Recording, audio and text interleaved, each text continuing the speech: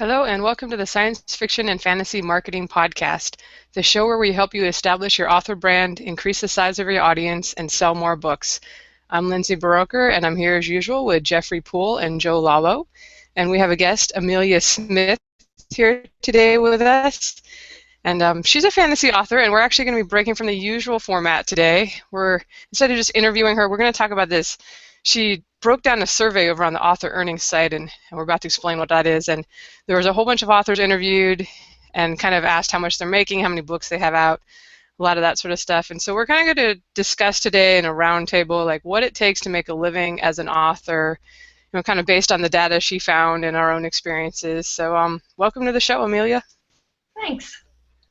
Before we jump into all the fun, what does it take to make a living stuff, do you want to tell us a little bit about yourself and what kind of books you write? Well, I write slowly. I started writing, I'm working on a series that I started in the early 2002. But I set it aside for a while because I had kids. And in between I wrote some other stuff. So this is a fantasy series that's set in this totally made-up world called Tyrannus, and I am now kind of working on book 3 of the series, which is originally book 1, and now is going to go back to book 3. But so I write fantasy, and it's secondary world fantasy, mostly female lead characters, though not entirely, and then occasionally I have written one Regency romance and a sort of historical fantasy novella. So I have not hit critical mass yet in terms of the number of books I have out.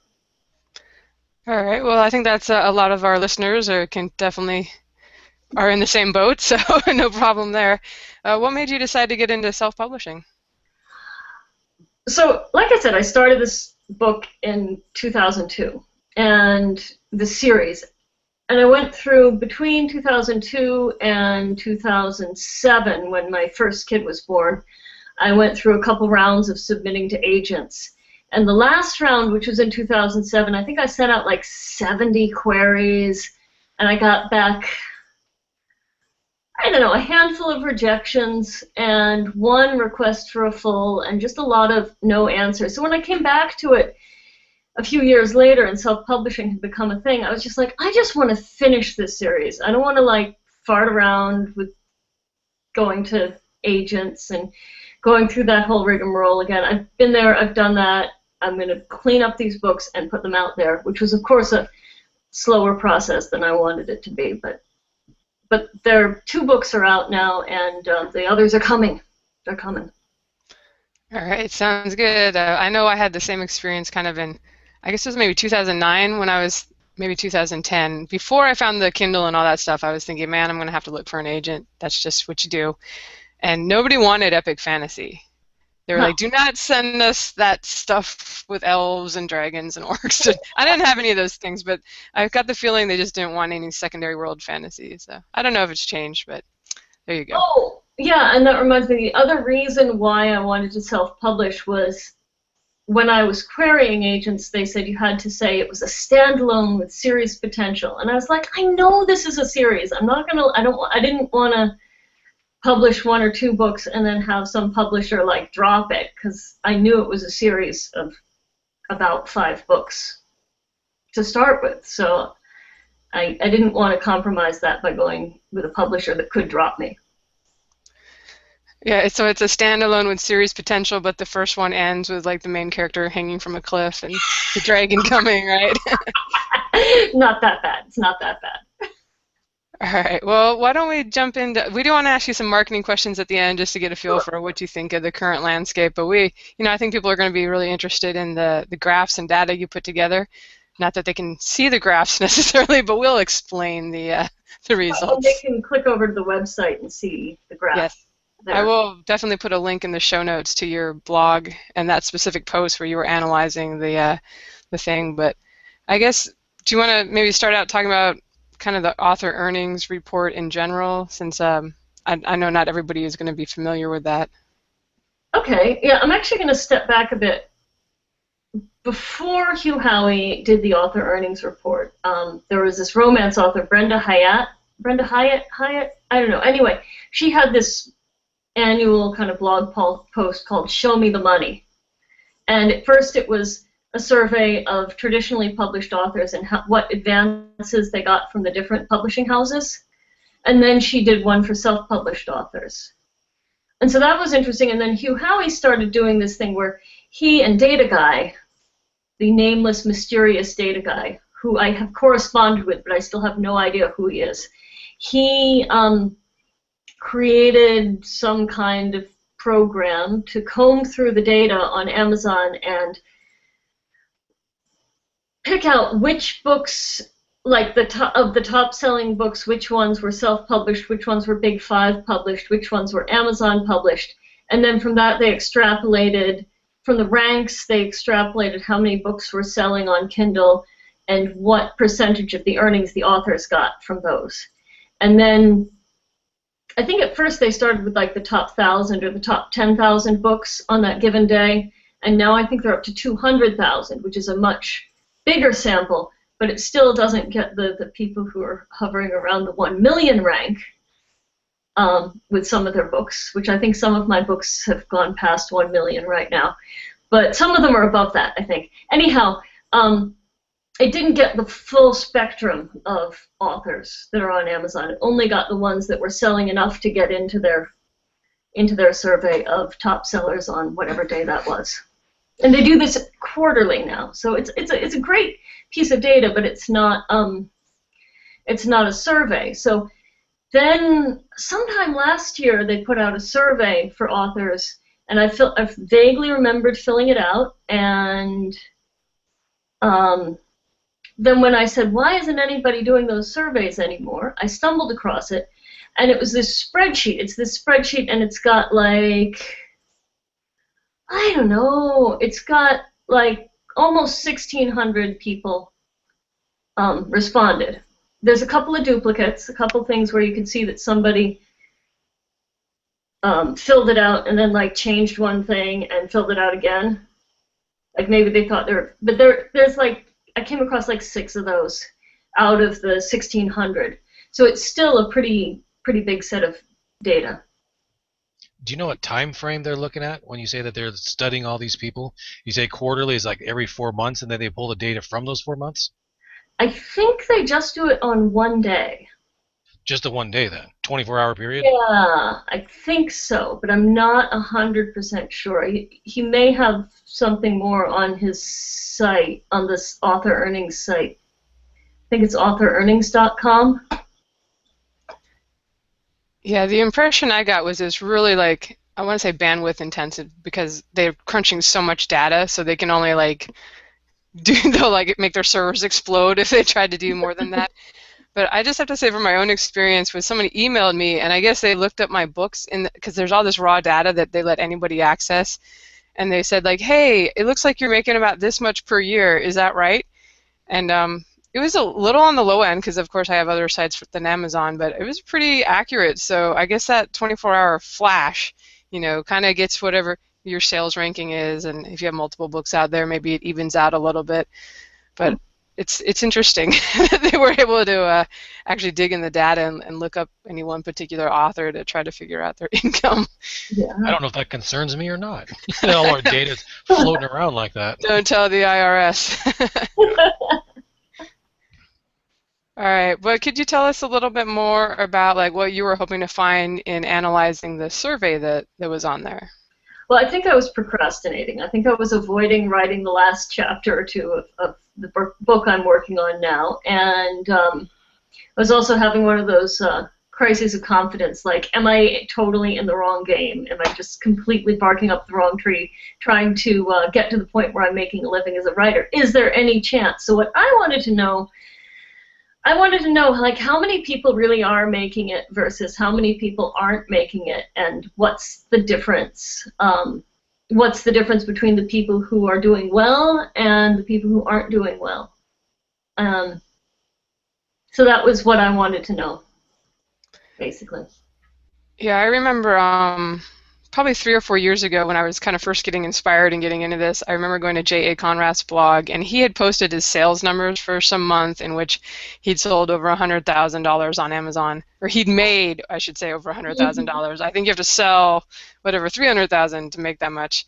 And he posted all his numbers, and I thought it was very interesting that he had a ton of books, probably like 50, 80 titles. Not, I know they're not all novels, but when you looked at the data, he had like maybe 2 that were really knockouts that were selling like 5-figure a month, or even, I don't know if it's thousands a month or tens of thousands, but the rest were very like the same kind of numbers I was seeing from my books, like maybe a couple hundred a month, a few hundred here and there. So I thought it was inspiring, actually. Just if you just keep putting stuff out there, maybe eventually you'll kind of have that one that hits. Yeah. I forgot to ask, was this everybody, indie published, traditional published, that was able to fill out this survey? Oh, yeah, there was, anybody was able to fill it out. It was, one of the first columns was, are you self-published or traditionally published? And based on that column, about 85% were self-published and 15% were traditionally published. So it's much more representative of self-published authors than of traditionally published authors, I think. And I kind of wonder if the traditionally published authors, especially the big 5 published ones, are more the ones who aren't really all that happy with the big 5, because they're the ones who are more likely to be following Hugh Howey and his surveys. Right. There is a Hugh Howey. He's very fond of Amazon, and like anybody who's published by Hachette thinks Amazon is like the devil or something. Just because their books weren't listed for like 8 months on Amazon, that's no reason to hold a grudge. Yeah. So there's a bit of a divide there, and I think he's reaching more self-published authors than. Yeah, I think I remember when he put the survey up too. I think he posted on Kboards. I'm sure he posted some other places, but that's going to be a hangout where it's mostly indie authors, I think. I wonder if he posted it on Absolute Right or if he's still on strike there. They probably banished him. No, he quit. He walked off in a huff. Oh, well, I heard they like to banish people there that are. Yeah, I don't know. I actually know the woman who runs the site there, Mac, and she's nice. She's a nice person. I like her. I never had an account there, so I don't know. I've just heard from a few disgruntled indie authors that were speaking fondly of self-publishing, and they got themselves kicked off or something. No, there's some really abrasive characters over there. There are some really abrasive characters. All right, so I guess we've been holding everybody in suspense here. What exactly did you find in regard to like how many books it takes and how many people are making a living? So one of my favorite, so they're basically, first I broke it down by income. And I looked at the average income for average, so I broke it down, and it broke down roughly into fifths. So there were about 300 people making $0 to $100, about 300 making $100 to $1,000, about 300 making $1,000 to $10,000, and about another 300 making $10,000 to $50,000, and then slightly less than 300, I think it was 263, making over $50,000. So is this a month or per year? Per year. Per year, okay. I was like, wow. Thing. Okay. And then the average number of titles published went steadily up with the income ranking, the income bracket. So it went from, where'd it go? I don't have the graph right in front of me, of course. It's coming.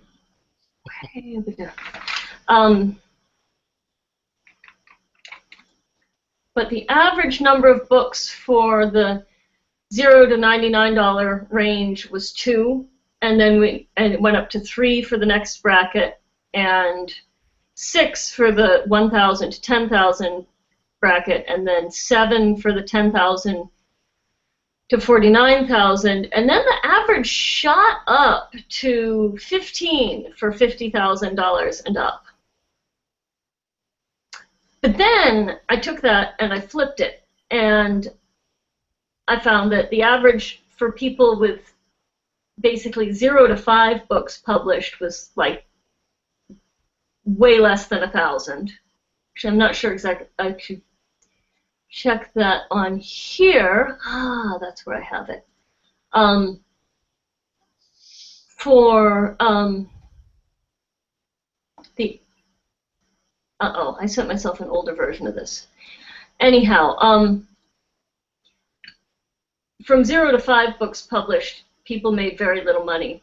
And from 6 to 10 books published, actually 6 to 13 books published, the median was around $10,000. It kind of wavered a bit, kind of dipped here and there. And then it kind of crept up and then crashed and then crept up, so that once you got to 19 books or more, the median was 32,000, and then 40-something thousand for 40 or more books. So I've got some writing to do. No, really. I was like, well, that's a pretty stiff bar of entry there. So that was interesting, but it was pretty varied. And then the other thing I looked at was how long had people been publishing, and that was a much steadier climb than the climb based on number of books published. And I don't think it had a huge amount to do with self-published versus traditionally published. But it seemed like people who'd been publishing books for a long time, especially those who started publishing before before self-publishing became what it is today, those people were doing really well. And I think part of that might be that they were good enough to get in with New York, and they had the big publishers help them establish a platform. But I think actually most of it is just that they just freaking kept at it. So. Well, I was kind of one of those people that came in. I published my first book in December of 2010, and at that time we'd already had like some big hits, and already they were saying like, oh, the 99-cent ebook is dead. That's how these early people succeeded with that, and I had 2 novels finished. I was really envious of some other self-publishers that I'd read about that had come with a bunch of trunk novels that they hadn't been able to sell. So here they could put like 8 novels out right away. But I just said, well, I have this series that I want to do, and it's going to be at least 6 books, so I'm just going to plug away at that. And at the time when I saw that J.A. Conrath report, I was just like, how do you get 40 or 60 novels out there? That's insane. Mm-hmm. But now that I'm at like 20, 25 if you include my pen name, it's just you just keep writing them, and then if you get to the point where you can quit the day job and do this as a living, obviously you have that much more time to invest into it. But I have definitely met people who are still working the day job and publish like a novel a month. It's crazy, and I think some genres lead themselves to that more than others. I think romance novels are usually pretty simple plots and can be told in like 60,000 words maybe. Especially contemporary romance. Yeah, whereas if you happen to like epic fantasy and that's your love, it's hard to keep them under 100,000 or more for a book that's only part of the story. Yeah, my first one was October 2010. That's when I released my first one. January. Yeah, we're going to drag Joe into the conversation. What do you think about, like, when did you first get started? And, because you've kind of worked up to just being full-time in this last year. Is it just kind of been a steady progression? It was very choppy, actually. Like, I got started at the very end of January 28th. It was the day after my birthday, 2010, is when I put my first book out. And I was one of those lucky people who had the trunk novels. I had more or less three finished books that I could put out in rapid succession. And I didn't really hit until about a year and a half later which was when by then I had 4 books out and I was working on my 5th, and that was also when I made the first one free. And then like I pretty quickly was making more from my books than my day job because I had a big hit and it had a cliffhanger at the end, so people bought through from the free one. I had a lot of synergy between my stuff. But yeah, I think I think the longevity thing is a part of it because again, it was a year and a half where I made $19. So if I hadn't stuck with it, if I had decided, oh, the heck with it, people aren't buying book 1, why should I put books 2 and 3 out, then I never would have gotten to the point where I made this money. So I can definitely see why longevity and number of books both have such a big impact on income. People love trilogies. People love sequels. And especially if you tease them with a cliffhanger. And then if you do have a lot of books out, like even if you're not selling a lot for your first series or your first 5 novels, and it's easy to get down on yourself, but just think that usually almost every time with some author, there's one book that happens to kind of be a breakout novel, or you got a BookBub ad at the right time. If you just keep doing it, the longer you do it, the more titles you have out, the more likely you're going to have one that just gets, it might not be a New York Times bestseller, but it doesn't have to be. All you need is kind of a little bit of a break to, get more people exposed to your stuff. And then it makes a bigger difference when you do have a backlist because there's all those other titles for them to go on and buy. So. Oh, and there's another thing. This isn't really from this survey, but which I found interesting that I learned recently. I went to a panel discussion of publishing, real publishing, New York publishing. And there were 2 editors there. One was from Hachette and one was from Simon & Schuster. And one of them said that they, at her Big 5 publisher, or as she said, the big one and the not so big 4, they lose money on 70% of their books. So like the big publishers, they're not like that much better than self-publishers at figuring out what's going to work in the market. I mean, they might be a little bit better, but they're not that much better. They're not great at it. Well, we've had numerous people on this show that have said specifically that they, as indie authors, sell less than their traditionally published authors, but yet make more than the traditionally published authors just because the cut's bigger. Yeah. If she gets up to let the cat in, or yeah, he was making a racket on the screen. I've got a dog behind me. We'll see if he stays asleep the whole time. I did feed the cat before we got on air because if I don't feed him and he's hungry, he bites me. I just was not up for dealing with that. There's a random scream in the middle of the show. All right, well, let me ask you, I took this survey myself, and I don't think there was any place where they asked you what genre you write in. No. Did you happen to see anything in the data where people were writing in, I am a romance author, or anything helpful like that? There was a comment section, and lots of people, including myself, used that comment section to make suggestions about things they thought could have been done differently in the survey. I suggested that they put in something for allowing negative income. Other people suggested that they have a checkbox for hybrid publishing or for, different publishing options and so forth. But very few people commented on genre. But I did look in the high earners and the low earners, and there were some patterns that I noticed. In the high earners, the genres that were mentioned were a couple historical romance, a paranormal romance, a contemporary romance, some thrillers. I think there was mystery. Where did it go? Where's my thing? Yeah, okay. This was the top earning authors had historical romance, horror, suspense, nonfiction, gay romance, paranormal romance, mystery, romantic comedy, women's fiction, thrillers, romance, and contemporary romance. So lots of, about half of them that mentioned a genre mentioned some form or other of romance. None of them mentioned science fiction fantasy. A lot of them, without mentioning genre, did say they had a series with the first in series free.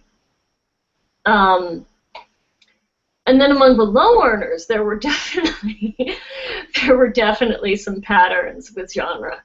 I mean, in the comments, people would say they wrote, you know, short stories, couple poets, couple memoir writers.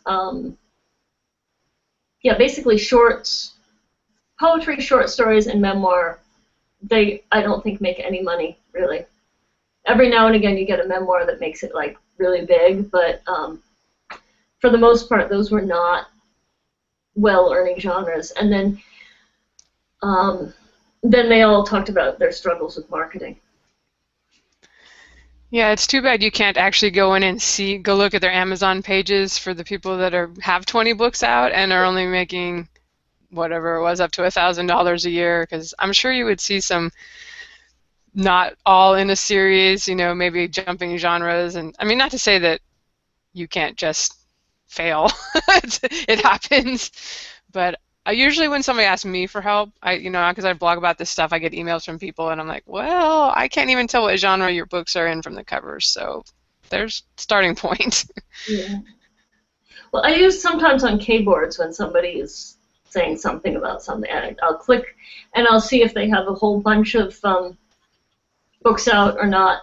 And some people who I've discovered, not just through keyboards, but through other things, they'll have a whole bunch of books out and they'll all have lousy covers.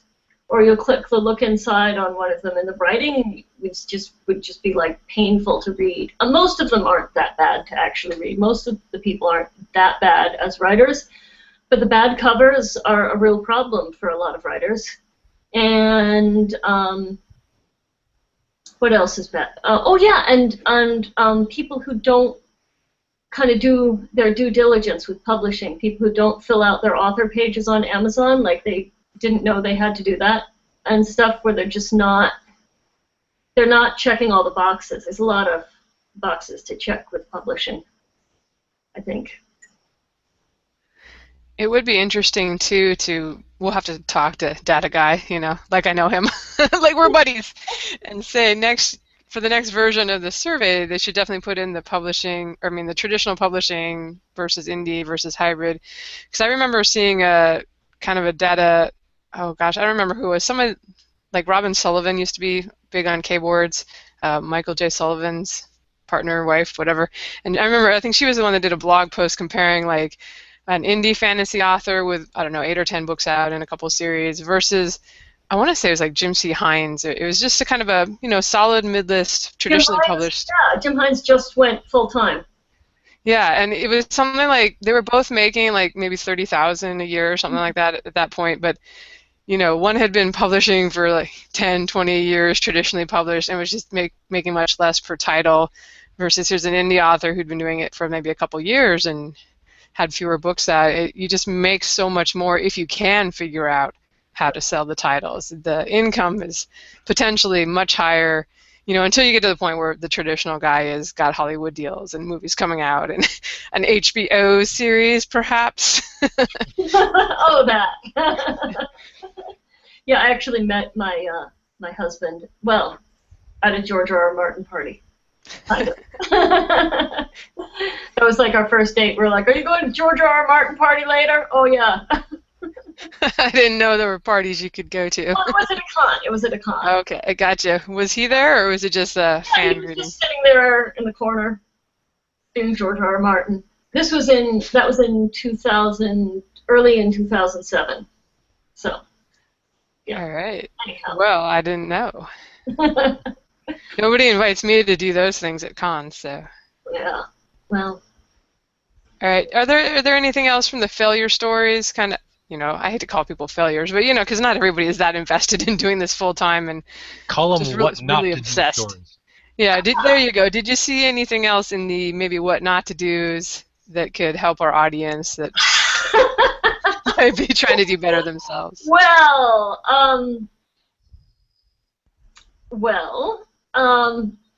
Hit us with your best. I noticed that I thought I was going to see, that I started noticing among the failures, was that a lot of them sounded a little bit unhinged.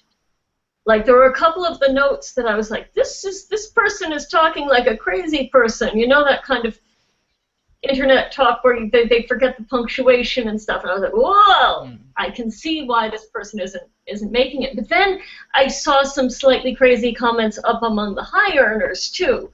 So, actually, I had to throw that theory out the window. But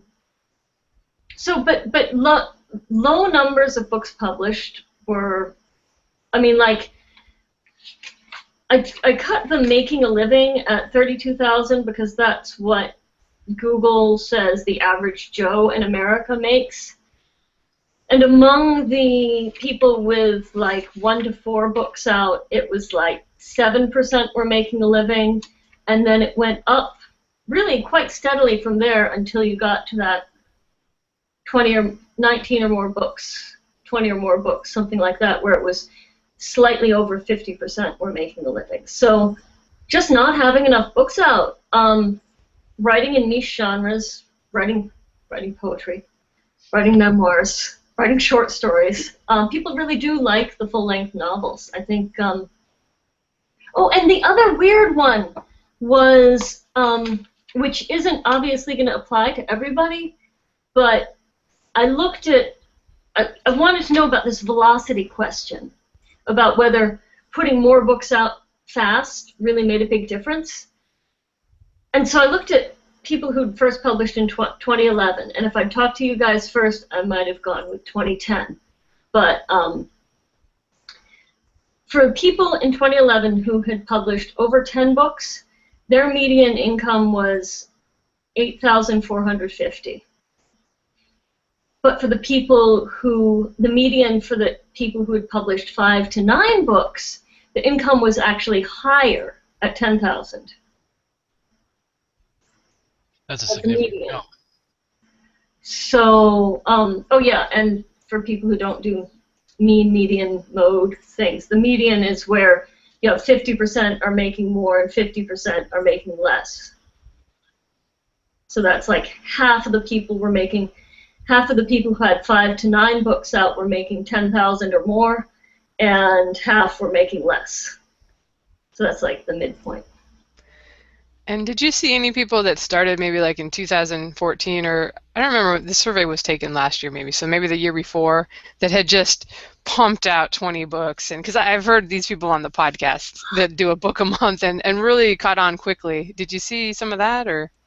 I didn't look super closely at that because, coming from my own perspective, I was not really, I knew I wasn't ever going to be one of those people. I seem to have unsorted this, but the people who published most recently were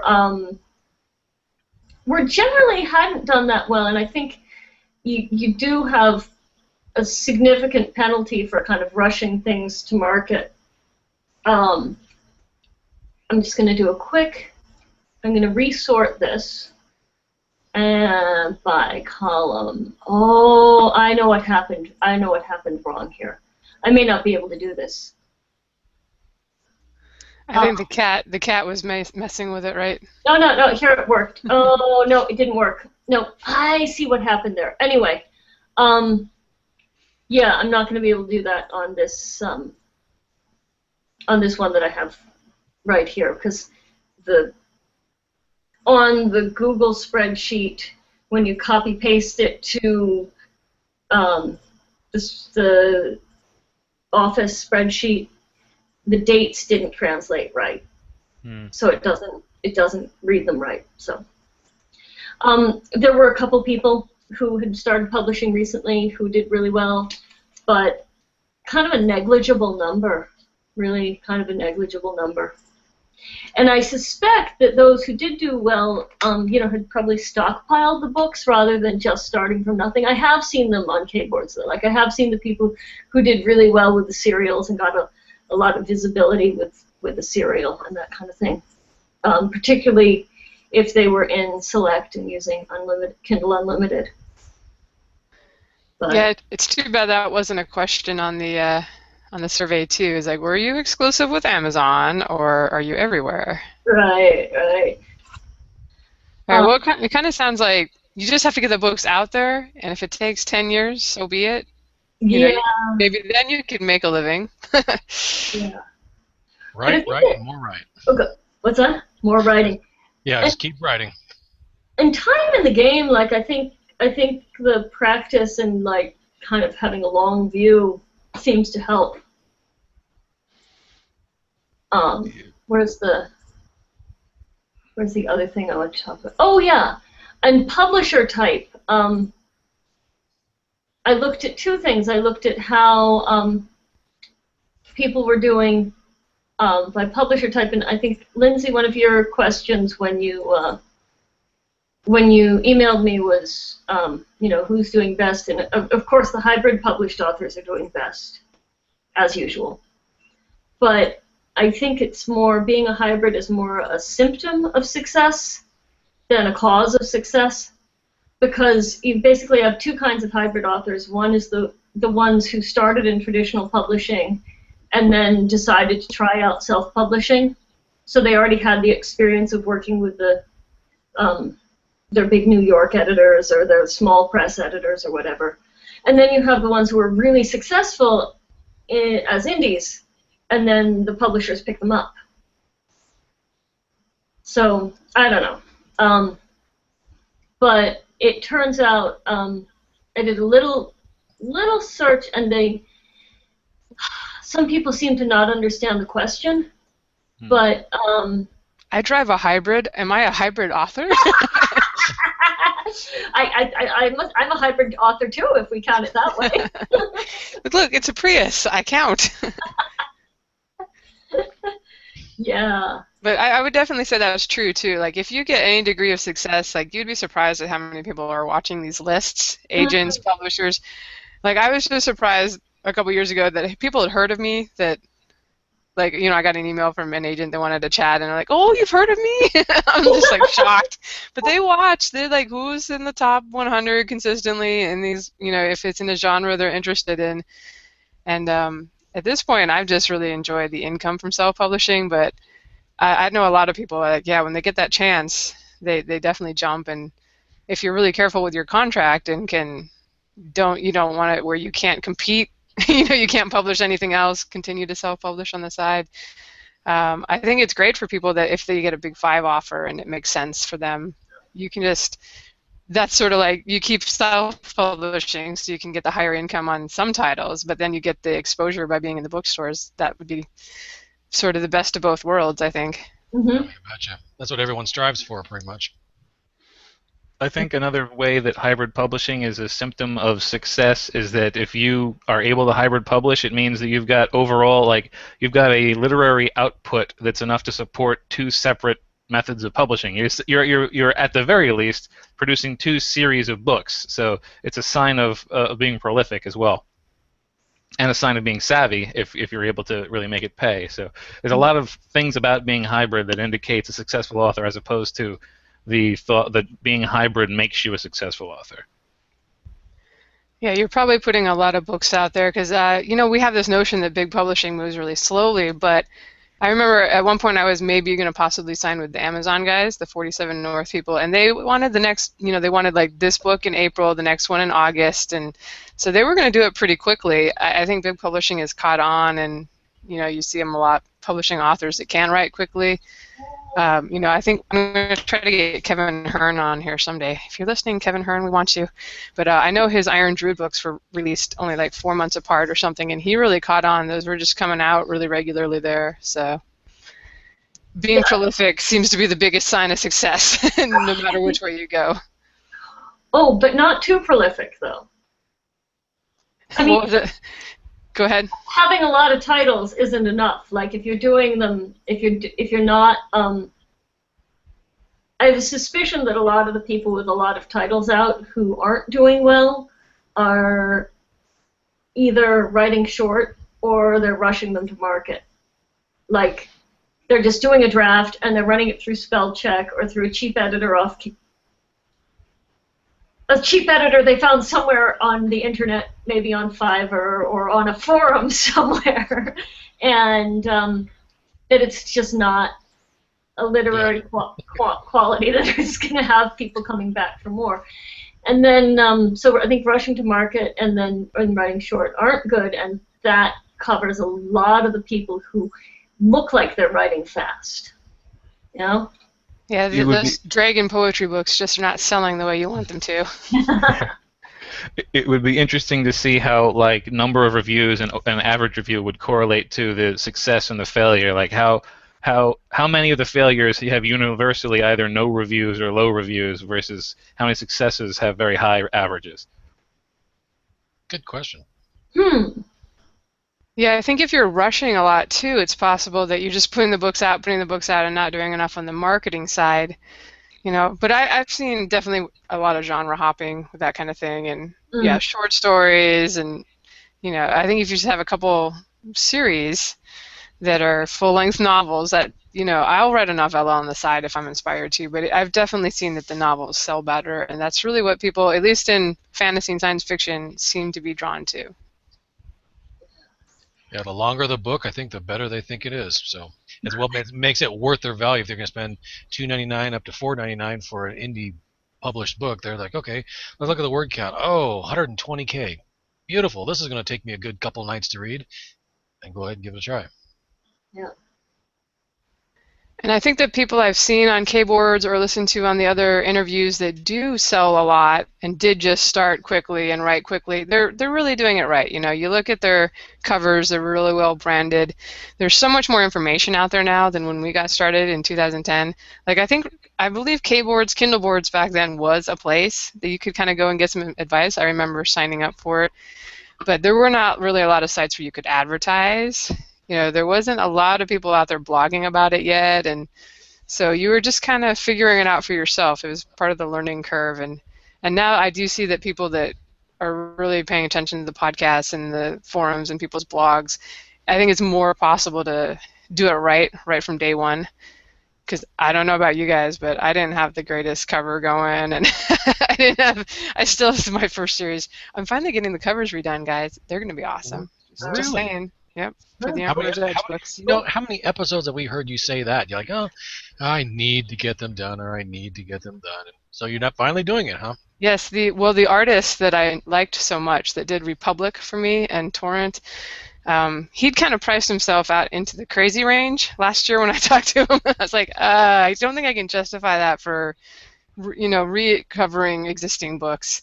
But, you know, I guess a lot of other people couldn't either. I talked to him again this summer. I was like, well, maybe I'll just do it because I like his artwork better than others I've seen. And he was back down to more reasonable range. So I was like, I signed on. Let's do this. So you need to ask him. It's like, okay, for every 4 covers do I do with you, do I get the 5th one free, sort of thing? If you can work that in there, like a little flyer punch card or something. I think I actually have a lot of cover artists that I've worked with that have given me a discount just because I'll blog about it and kind of mention them. And I feel bad. I'm like, you need to charge more. You know, the people that do my Dragon Blood steampunk books only charge like $95 a cover. They are, I think, somewhere in Eastern Europe, so maybe the money's going farther. But I'm just like, I'm always trying to tip them and like pay a little more. But anyway, did you guys have any more questions? I think we kind of touched on most of the stuff I had down here to ask. No, I think I'm good on my end here. No, yeah, I think I'm pretty good. Again, I really feel like this there are like a handful of smaller, more subjective data points. It would be really interesting to like pick and choose. Like we talk about how some of them have bad covers. It'd be interesting to take like the bottom 5% and like look at the covers and like the anatomy of a failure or the anatomy of a low earner. And just sort of see, because good cover, bad cover is subjective, but if we can sort of see a theme of overall quality on the top 5 and bottom 5%, it would certainly indicate how much effort you should be putting into a cover, which we've indicated is fairly high. So yeah, like I would like to see, I do a lot of data crunching too, and this is the sort of thing I think about is like the non-number stuff. I'd also like to look at book description because there's a lot of times if you're skimming down through the covers and I see a cover that looks really good, I automatically look at the description, and I can tell right off the bat. You know, typically they might write their own descriptions, and you can tell if the flow just doesn't go well. There's typos in the description. There's commas and punctuations in the wrong spot. I unfortunately I have to pass because I know darn well if it's in the description, it's going to be in the book, and that would drive me nuts. Yeah. Oh, Amelia, one more thing you mentioned in your email to me was kind of like you thought you could tell something like, is it better to be with an Amazon imprint or the Big Five publisher or small publisher? What were your findings kind of in that regard? Well, I went and looked at that today, and there was a problem. There were a lot of people who said they were with an Amazon imprint, or they were going to publish their next book with an Amazon imprint, who seemed not to know what an Amazon imprint was. There was the one guy, anyway, who said in the comments, like, last time I used something from Author Solutions or something like that, and next time I'm going with Amazon. And it's like, yeah, that's not what an Amazon imprint is, dude. You can upload directly to Kindle, and that's not an Amazon imprint. But if I cut out the bottom earners who said they were doing, like,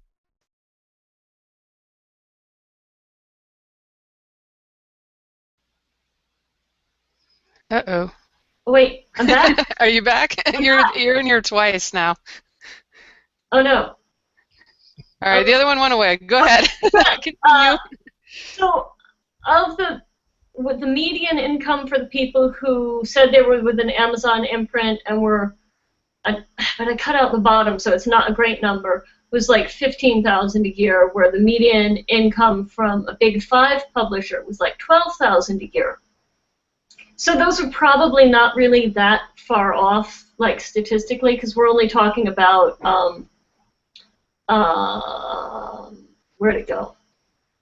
We're only talking about, less than 100 authors in each of those categories. The other thing was, it was like 36 were with an Amazon imprint and 67 were with the Big Five.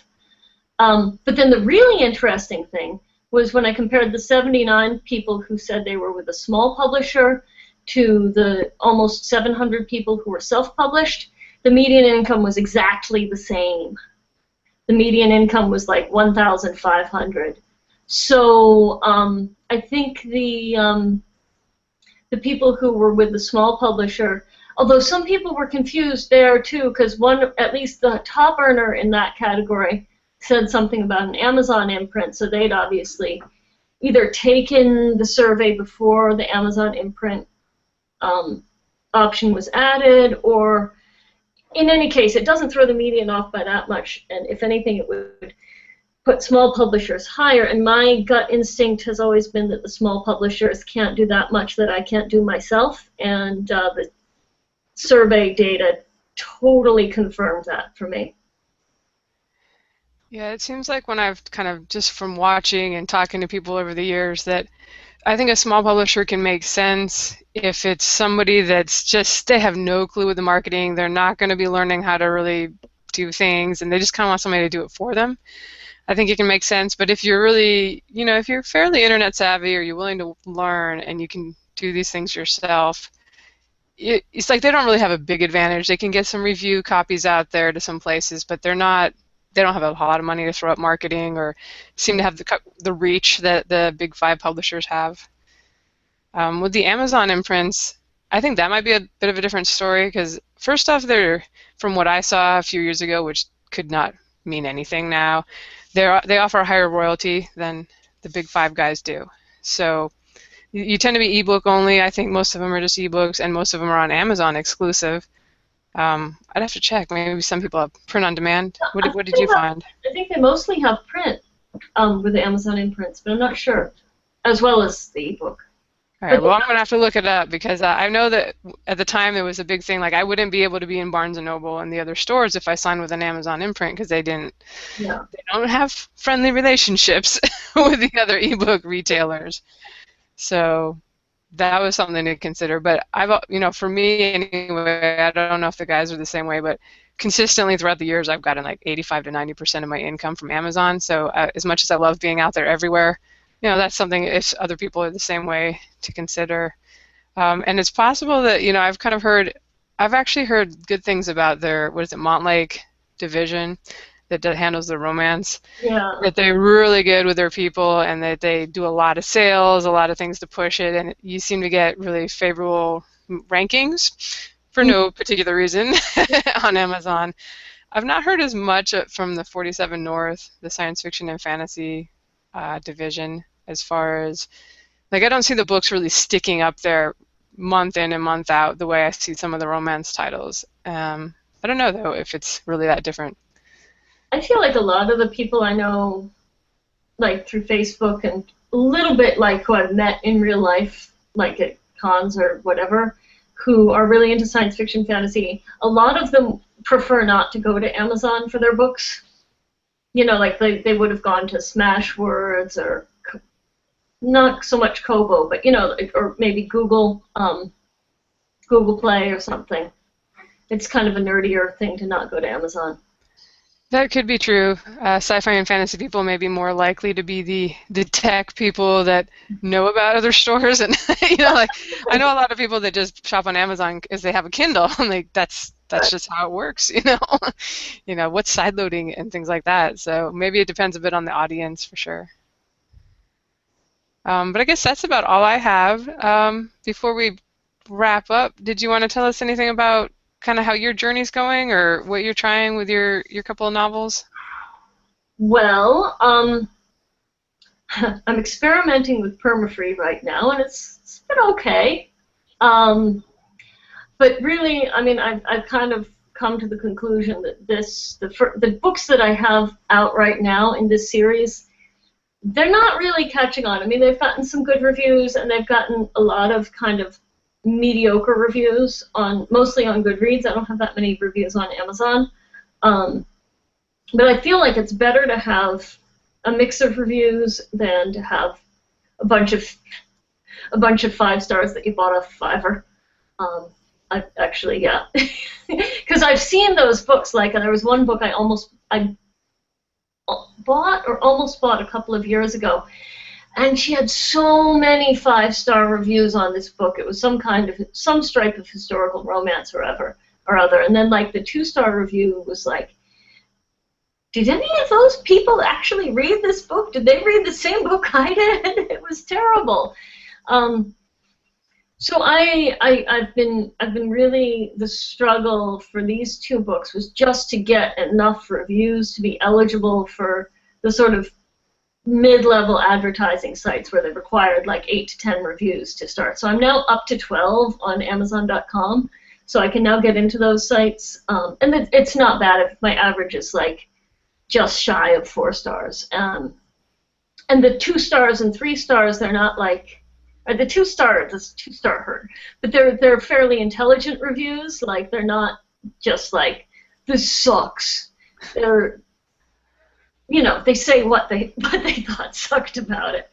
And then, so what I'm trying to do now is I'm going to try to see if that velocity thing helps. So I'm actually not going to be publishing anything unless I come up with a short towards the end of the year. I'm not going to be publishing anything until spring.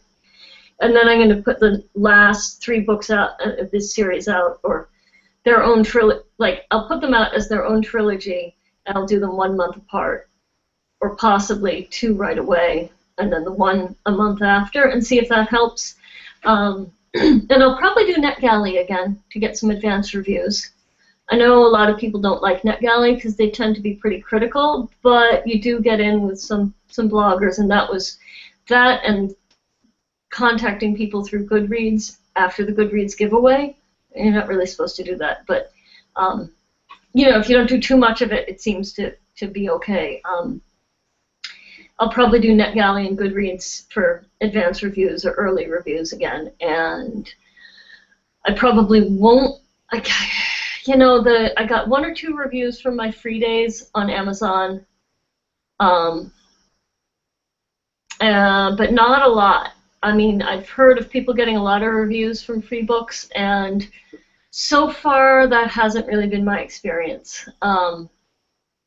It may be one of those things that used to work, and I'm going to have to see what's working marketing-wise when spring rolls around, because who knows what Kindle Unlimited is going to look like, you know, then.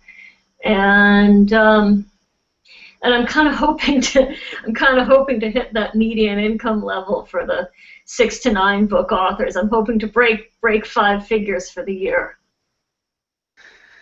Awesome. Well, I think of the people that get a lot of reviews on free books also got like a whole lot of downloads.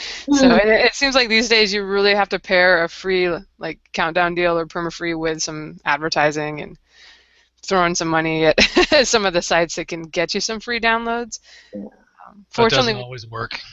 Yeah, and then if you ask for reviews in the back, I've definitely found that it's like a 50% difference. Or you're the stats person, I'm probably saying that wrong, but like I get twice as many reviews if I ask for them as opposed to if I just say, here's the next book or come join my mailing list. So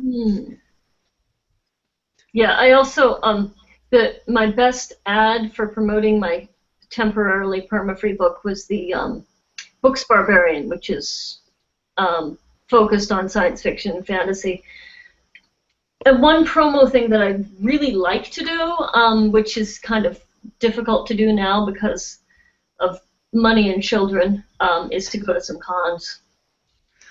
Obviously, you need to get the kids to work, put them out on the street, start making some money to pay for the book advertising, washing cars. Yeah, my 7-year-old did a lemonade stand with a friend of hers today. Awesome. One thing before we go, I wanted to ask you with NetGalley, somebody was just asking me how you go about getting in NetGalley or if you should join one of these co-ops that they do, I guess, where 12 authors will go in on the cost of a publisher version. Do you know anything about that? I've seen the co-ops where like 12 authors will go in. What I used was the cheapy option, which was the Patchwork Press co-op, and I hope they're still doing that because you can just sign up for like a 1-month slot or a 2 or 3 month slot, and you can cycle different titles through. So that, yeah, it's Patchwork Press. I think if you Google search Patchwork Press NetGalley, that was the least expensive way to do it. You have a lot more control and you probably get more exposure when you do a single book listing, but it's very expensive. It was like $400 or something.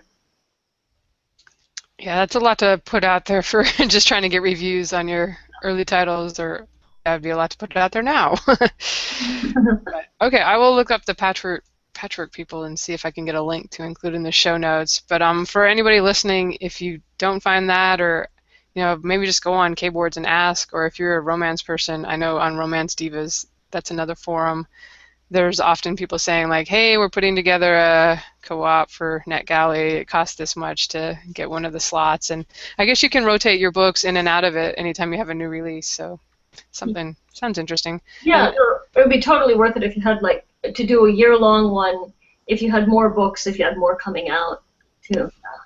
And do they get your reviews on some of the book blogs too, or is it kind of with Goodreads? Where do they put them? Some of them only review on NetGalley. Most of them will also put them on Goodreads, and some of them have blogs. And the next thing I'm going to really try is more, maybe, I don't know, for the next book, I'm going to look for more book review bloggers on Twitter. There seem to be a lot of book review bloggers who are active on Twitter.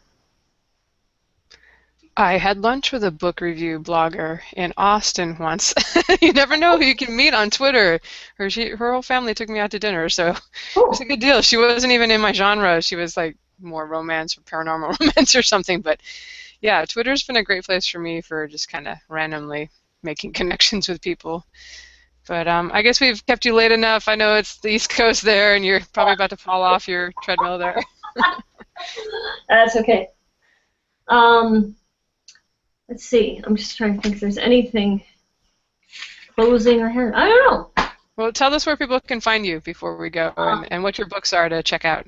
Right. So my website, little banner there, has disappeared. It's www.ameliasmith.net, A-M-E-L-I-A, Smith, normal spelling, .net. And my books are, it's the Animat series. I've got Scraplings and Priestess out now, and I have kind of longer, they have longer titles, but those are what I use. It's like Scraplings, Children of the Dragons, and Priestess of the Dragon's Temple. And then the next ones coming up will be out next year. Hopefully earlier next year rather than later next year, but we'll see. All right, and is the first one free? Did I see that on Amazon? First one is free until, I'm planning to keep it free until the end of September and then take it off free and just see what happens. All right, cool. Well, I'll come for the links if you're just listening, marketingsff.com. Quit laughing, Jeffrey. Quit laughing. And I'm going to title the show like, what does it take to make a living as an author? So it should be easy to remember. So, but thanks so much for coming on, Amelia, and then sharing the information from the survey. It was interesting to talk about. Thanks, Lindsay. It was fun. It's like not just listening to you guys. I've been listening I think I've listened to most of your shows since you guys started this spring? We appreciate it. Yeah. All right. Yeah, we're almost professional now. We're actually going up on a year this fall, I think. Yeah, right. we haven't bungled any openings in a while, so yeah, we're getting better. Awesome. Yeah, I like to cough my way through the intro when I can. I didn't say it. All right. That's it for us, guys. Have a good night. Okay. Take it easy. Care. So long. Night.